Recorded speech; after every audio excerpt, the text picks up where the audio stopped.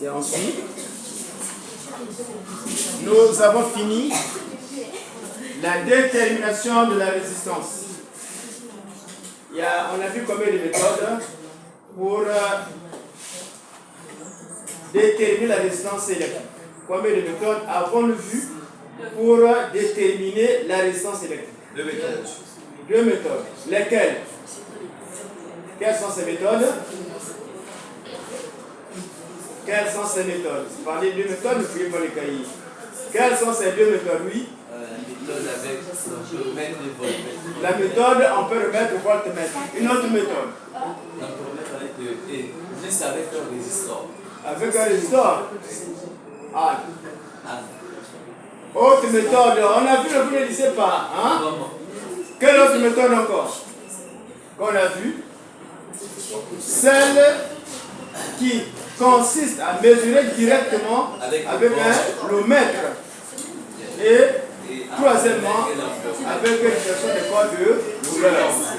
Donc, on a vu 3 méthodes pour déterminer la résistance et la couleur. Bien. Donc, aujourd'hui, nous allons passer à la puissance et l'énergie électrique. Donc, vous devrez être capable de définir la puissance et l'énergie et l'électrique. 1. Puissance électrique. Dans la puissance, nous allons d'abord voir les caractéristiques nominales. C'est quoi les caractéristiques nominales? Voici l'emballage d'une ampoule que vous achetez dans un magasin. Sur cet emballage, vous voyez les indications. 220 volts, 100 watts. Oh, est-ce que celui-là? Alors, lorsque vous allez chez les fabricants ou encore dans les magasins, le plus souvent, vous demandez donnez-moi une ampoule de 100 watts. Le vendeur vous donne une ampoule de 100 watts.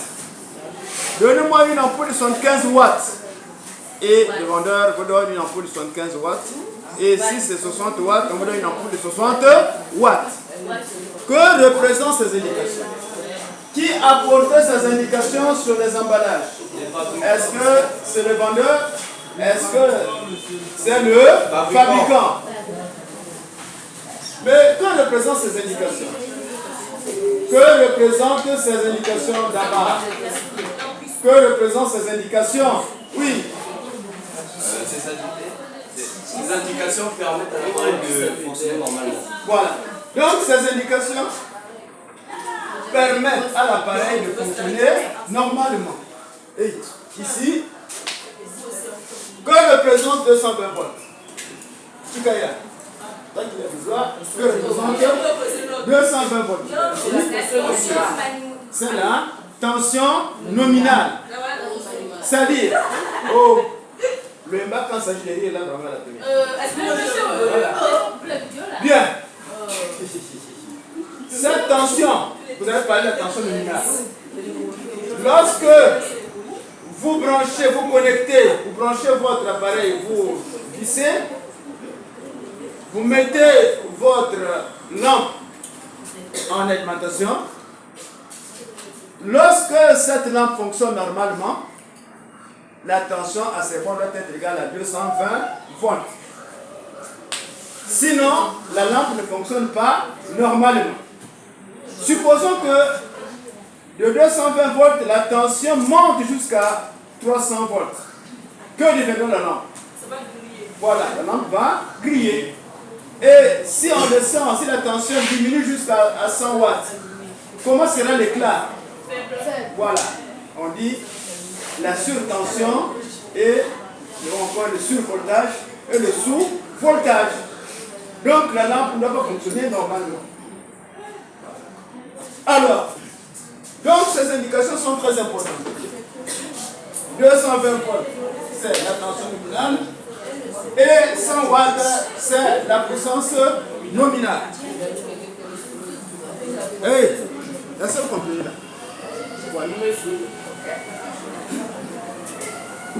Donc, ces indications, ce sont des indications inscrites par le fabricant de l'appareil. Ces indications permettent à l'appareil de fonctionner normalement.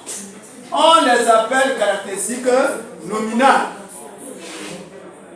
220 volts égale tension nominale. C'est la tension aux bornes de la lampe en fonctionnement normal. Et 100 watts égale puissance nominale. C'est la puissance consommée par la lampe en fonctionnement normal. Oh, ça, vraiment, vous devez le retenir. Puissance consommée par un appareil. Définition. La puissance consommée par un appareil électrique est le produit de la tension à ses bornes par l'intention du courant qui le traverse. La puissance se note P et s'exprime en watts. Et attention, il y a ceux qui vont dire qu'en volts. La puissance s'exprime en watts. Oh, c'est compris. La puissance s'exprime en watts. Bien. Formule. Nous avons parlé du produit. Donc, puissance égale U fois I. Que représente U ici? C'est la tension. Point D, I représente quoi? L'intensité. Oh. Alors, les unités. L'intensité va s'exprimer en ampères. La tension en volts et la puissance va s'exprimer en watts. Les autres unités. Bien. Les autres unités, d'abord, on ne les a pas citées. Quelles sont les autres unités? Les autres unités, donc on voit d'abord la formule, premièrement, formule. On a écrit selon la loi d'Ohm, U égale à R fois I. Et on va remplacer cela dans la formule de la puissance. Oh, c'est bien. Puisque P est égal à U fois I.